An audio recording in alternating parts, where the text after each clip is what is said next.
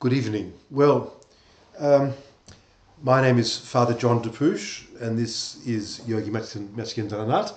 And the Mela Interfaith Association is a group here in Melbourne that seeks to promote the bonds of friendship between members of different faith traditions in order to learn from each other's spiritual experience and to journey together in peace and harmony. So we're going to present some teachings now from two different perspectives, and these different perspectives are in fact very useful because they make us come to a deeper awareness of the topic that we're concerned with. So the Mela Interfaith Association has arranged this series of interfaith teachings on texts from the Hatha Yoga Pradipika. My name is Father John Depush.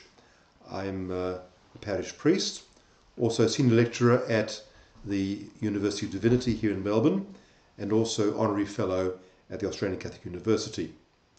My doctorate is in Sanskrit, specialising with Kashmir Shaivism. I go to India each year, and I write articles and books and things. One of the books is towards a Christian Tantra. Yogi. Yes. So, tell us about yourself then. So I belong to Nat Sampradaya, and just more than 15 years I study also Tantra, because Tantra and Yoga, they interrelated actually. So many Indian traditions, but so my subject Yoga and Tantra. So I'm very happy to participate this program, and you know, it is actually unusual for me, because you know it is very very good what we both professional in different religion, different mystical tradition. So we change our experience, and we can find some point of relation, and also deep relation between our tradition. And I think it would be, you know, very interesting for many people. Yes, so I hope it'll be very interesting to the listeners that are here. And we have set up, along with Virati, an interfaith ashram here in Warburton, which is near Melbourne in Australia. And the purpose of the ashram is for us to enter more fully into our truths and to become a blessing for all. So we're going to take a topic and then see how it relates in different traditions, and this will lead to a heightened experience of meditation.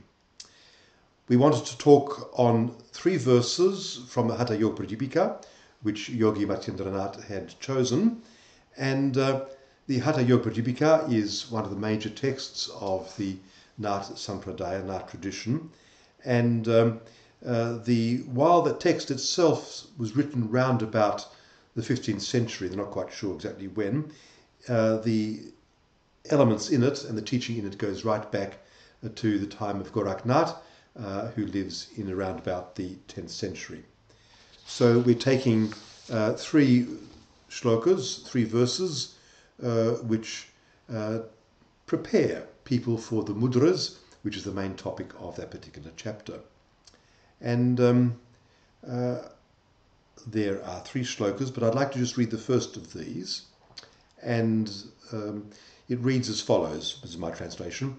Emptiness is the pathway of prana. For that reason, it is the principal path. Because of it, the mind is free. Likewise, time is cheated from its effects. So I'd like, first of all, to speak about the words Sunya Padavi and Prana, or the way, the path of emptiness, and Prana, or subtle breath. So I'll say a few words about Sunya Padavi, and Yogi will speak then on similar matters and other matters too. Now, the term Sunya Padavi means the path of emptiness, or the path of the void. It refers to Sushumna, the central channel. In the teaching of yoga, it's well known, there are two contrasting channels, Ida and Pingala, and these are given other names, sun and moon channels, or also Prana and Apana. They're situated on either side of the body, but we mustn't think that it's something anatomical, as though if you took your measuring devices, you could find channels in the way that you find veins and arteries. They're rather paths of influence, or channels of energy, or fields of force. In a wider sense, they refer to all contrasting elements, because our bodies relate to the whole universe. We're not just within our skins. We are, all of us, in our own way, centre of the cosmos. All memories, all times, past and present, all times future, are within us in some sense already. The sun and moon channels are the realm of duality. They're contrasting, dual elements. The Sushumna, for its part, is not like either Pida or Pingala. Precisely because it is empty, it becomes their meeting point. So they can meet there, precisely because Sushumna presents no obstacles. Likewise, Sushumna, the central channel, is not anatomical. It is subtle, extremely subtle. It can't be seen, but it certainly is perceived.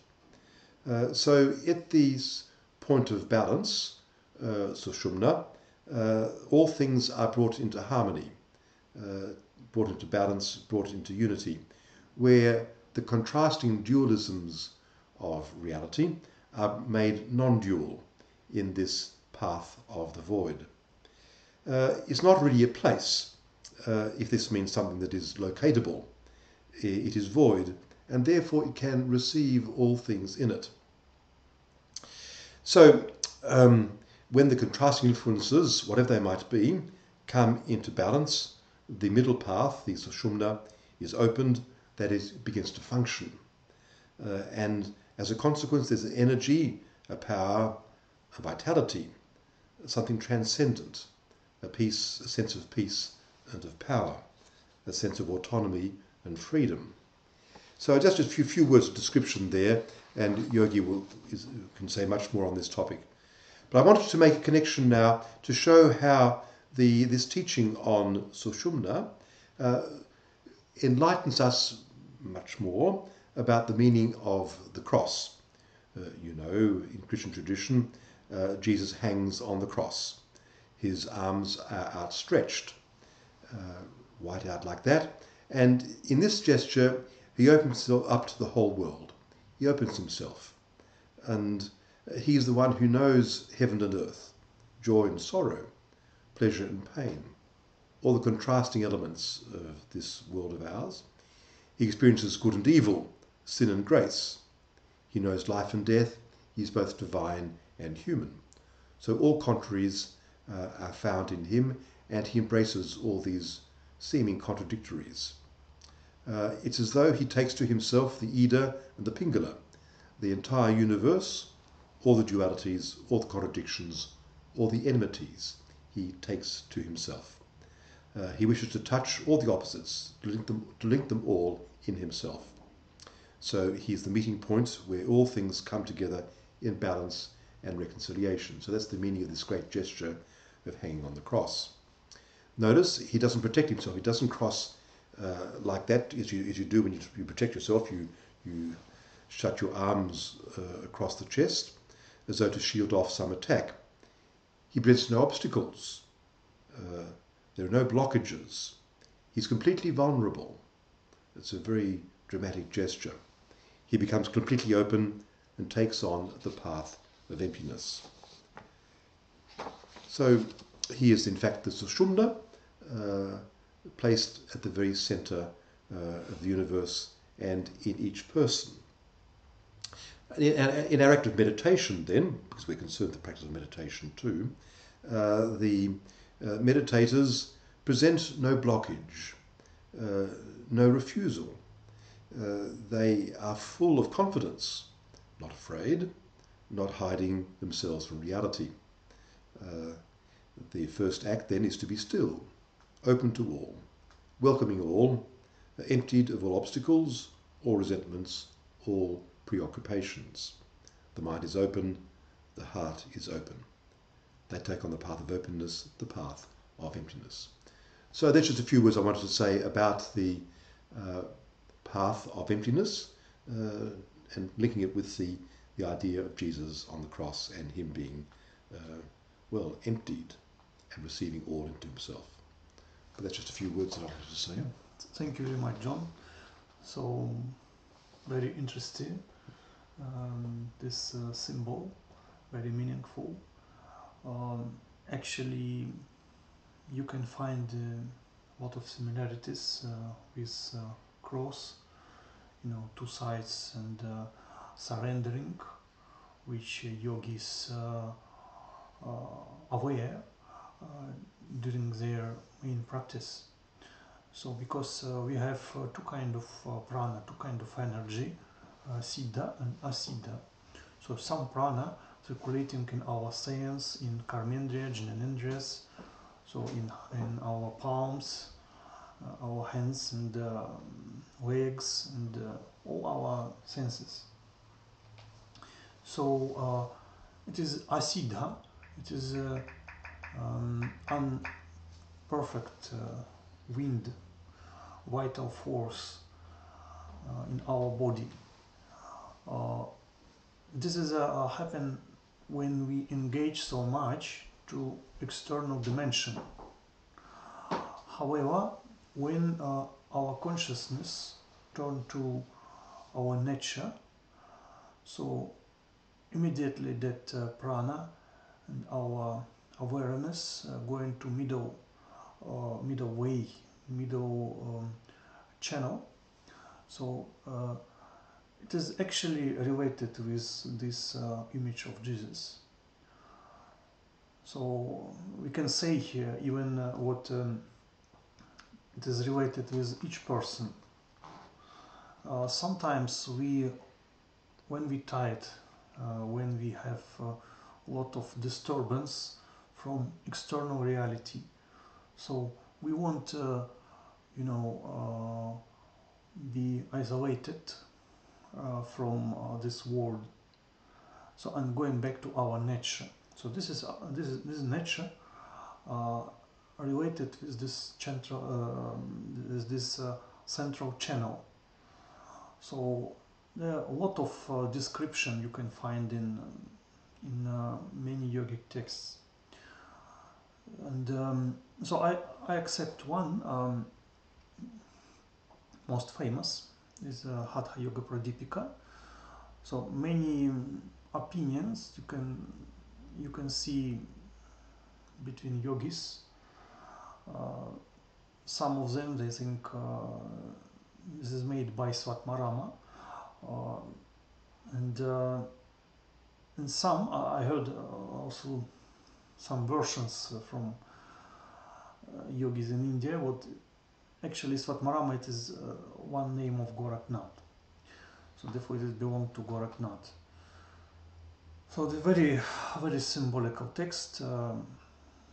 Also many versions you can see in which century it appears. Somebody say this is belong to 15th century, some 13.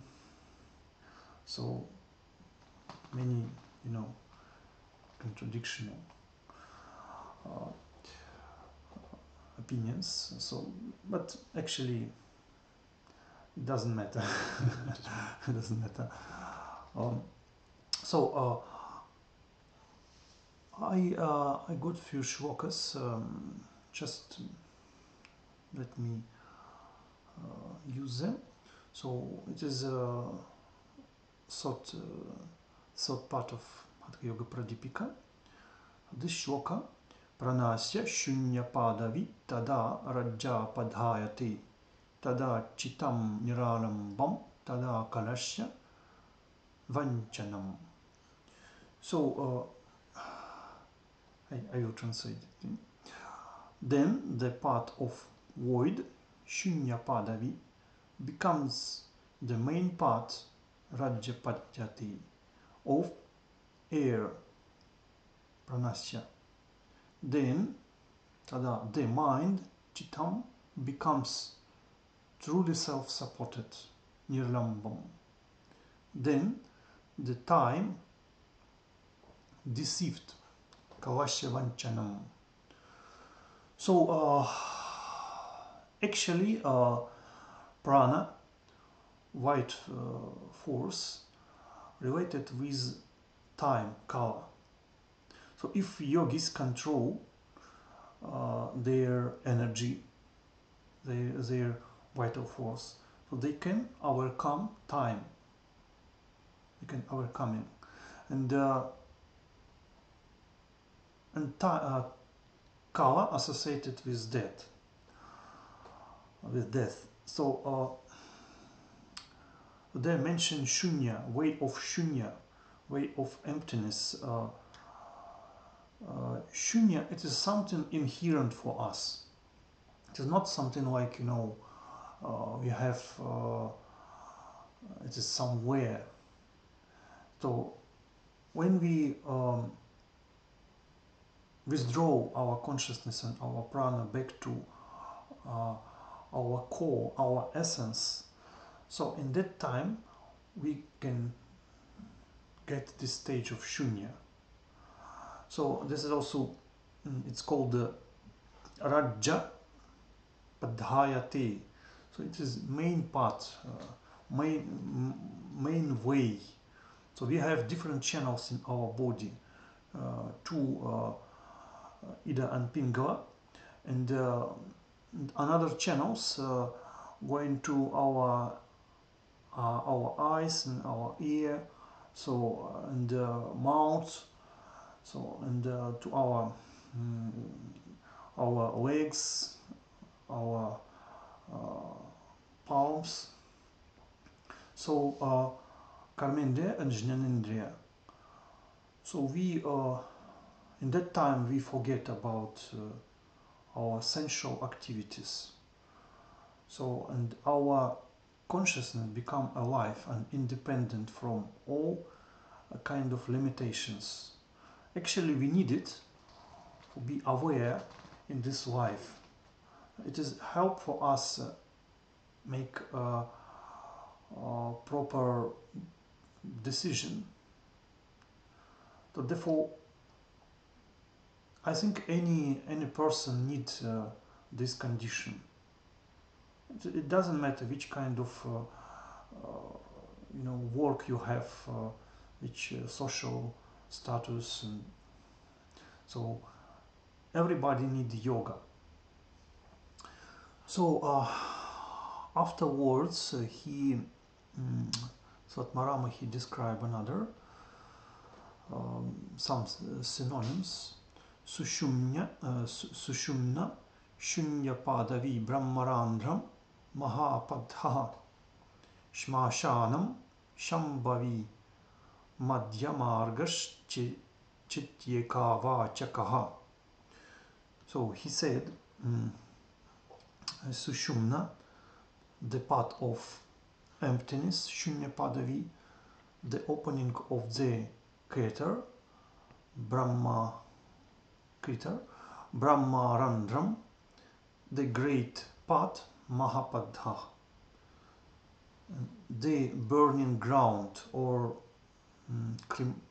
cremation ground, the sacred of Shiva, Shambhavi, and middle way, Madhya Marga. These are synonyms terms. So many names, and about each of them, so we can talk a lot actually, like cremation ground. You can find in India a very famous tradition. It's called Gora, and that practitioners who follow of that way, it is Agori. It is very extreme way. So this sort of people, they meditating in cremation ground. They actually sometimes they stay there permanently, and they consider this world like cremation ground, because nothing stable in this life. So everything changeable, and everyone will die. So Gora means fear. Gora means fears, something terrible. So my Guruji, he said Gora means samsara. So Gora, it is our life, and Agora, it is nirvana. Agora, when you left all sources of sufferings, all our attachment. So it is possible by pay attention to our core. So we coming back to our nature. So on this cremation ground, actually, it looks terribly for normal people, but this is also symbol of spiritual emancipation. So it's called moksha. So therefore, this central channel very important. It is it's called Shmashanam. So it is also associated with emptiness, with shunya, and also with fire. So because Kundalini Shakti, it is like fire. But we can say not only fire, because it is not like fire in heater or in kitchen or some general fire. So this is also fire of our consciousness, which dissolve all our limitations and digest all our obstacles. So we need this inner fire during all our life. And this fire of our consciousness is Kundalini. And when Kundalini rise, so our consciousness become alive, very flexible. So all blockheads disappear in that time. So, and this also, you can say this kind of wisdom, very very deep wisdom. And in that case when this consciousness rise, extend, so we going back to source of our derivation. So because we appear from supreme consciousness, which is Shiva or Prakasha, this omnipresent light, eternal light, and without any limitation. So in that case, sometimes we can feel what it is not only our personal consciousness, it is also supreme inside of us. So which we have in India conception of avatara, conception of descendants of supreme. So this also you can say it is Shaktipat. So this is descendants of grace of God. So therefore we have two kind of energy which rise and which descent. So going down, and which help for us naturally make spiritual transformation. So I think about these terms we can discuss more. Actually, even one of them, like Shmashana, yeah, like Madhya Marga. In Buddhism, you can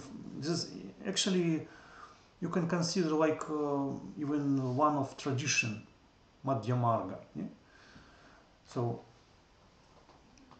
it is when we stay in in middle condition.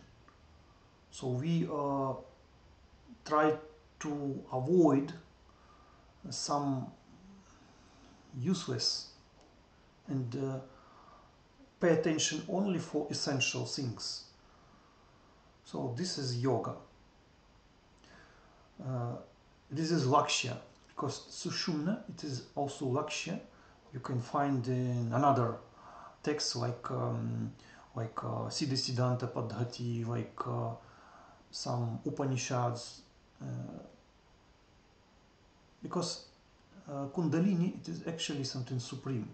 It's not only just simple energy. So yes, so we will develop Yes, this topic more. so yes, yeah. well, I'd like to say a few words now about prana. So thank you for all this very enlightening reading. This text about the way of the void, emptiness, leads to prana.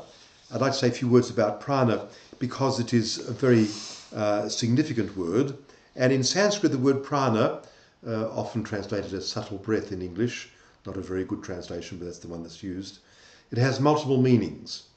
And at one level, when it's paired with apana, so prana and apana, it really refers to the two contrasting elements, exteriority and interiority, outwardness, inwardness. There are many other meanings to it. But when they become balanced, like the Ida and the Pingala, the sun and the moon, when all these contrasting elements become balanced, then there's an immense surge of vitality which occurs in the central channel. This surge is called prana, and in fact is the most significant meaning of the word prana. So this immense vitality, this life, this energy, this power, which is experienced, and it's experienced as void, as autonomous and liberating and free and peaceful. It's experienced as rising from the very depths of one's being and taking us right to the heights. And so it is a tremendous experience to have. And if we talk about these contrasting elements in terms of sun and moon, then what happens in that surge of energy and power is in Sanskrit called fire, or vani. So fire. So you have the sun and the moon, which are dual, if you like, and then the vani, which is non-dual, this fire, which of course the fire is its burning effect is far greater. The heat of it is experienced far more intensely than the heat of the sun or the moon, and so this fire then is neither sun nor moon, but involves both sun and moon. It doesn't reject sun and moon. It's not like them, but doesn't compete with them either. The opposites, in fact, the sun and the moon, these contrasting dimensions of the person and of the world, these become themselves most fully when they meet in the space which is neither of them. So when they meet in the Sushumna, then they become most truly themselves. And it's the point and purpose of all yogic practice, is to achieve this experience of prana in the context, the location of the void. Now, I'd like to see how this can open up aspects of the Christian teaching, because we're talking here about light shedding its light upon other light. And in the Gospel of John, you have when Jesus is hanging on the cross, then he dies, but the phrase that is used at that point is, he handed over his spirit. Now this is very unusual. It's unique. It doesn't occur anywhere else in Greek language, this way of speaking. Normally one talks about a person expiring or dying, but here the very unusual, unique phrase is used, he hands over his spirit. So what does it mean? And to whom is he handing it over? Well, of course, as we've seen a moment ago, Jesus has known complete emptying, complete vulnerability. He has become empty. He has emptied himself. And therefore, from him springs up this fullness of life and energy. It is the Spirit, what we in Christian teaching call the Holy Spirit. It can be described as fire, fire which has this sort of, brings out the point that it can't be controlled or contained. Fire is, when you see fire really raging, it is awesome. And Jesus himself speaks about casting fire upon the earth, or baptizing with fire. So we have this extraordinary element then, that by becoming empty, in fact, the fire arises. So fire comes from the void. And the theme of these talks that we're giving is the theme of void and fire. So from the void comes the fire. Well, now, to whom does he hand this spirit over? Well, of course, at the cross, his mother is there, a small band of women, 3 or 4 women are there, then his favourite disciple is there, and it's to them, in the first instance, but not only to them, in the first instance he's handing it over to them. So they're the first recipients of the spirit that comes from him, but of course he's handing it over to the whole church, but also to the whole of the world, to the whole of humanity, to all times and places. He's breathing out this spirit, handing it over to them. And I think when it comes to Yogi and I think we are a really rather fine example of all this, may I say so. Yeah. I think that because we come from very, very contrasting traditions, we don't impose upon each other, we don't try to influence each other in any way, we allow complete freedom to each other. But then in the meeting of these contrasting traditions, something happens.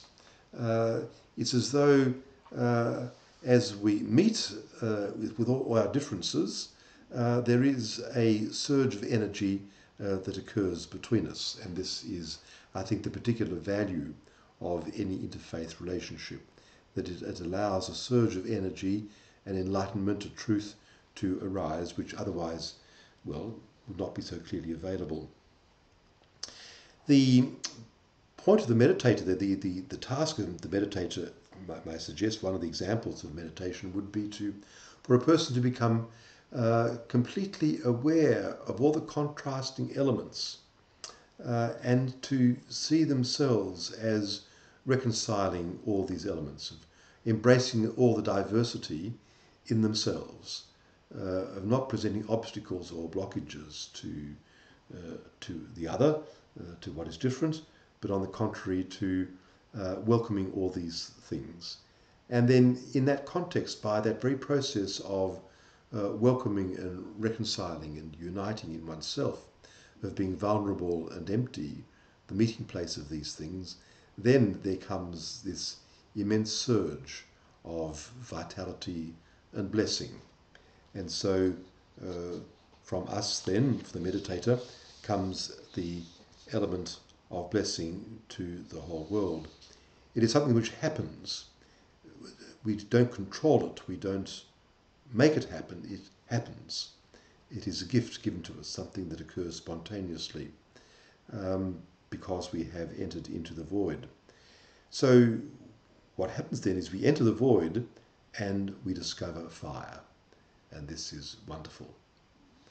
There's just a few thoughts then that I'd like to express in this Yes, moment. very nice, John.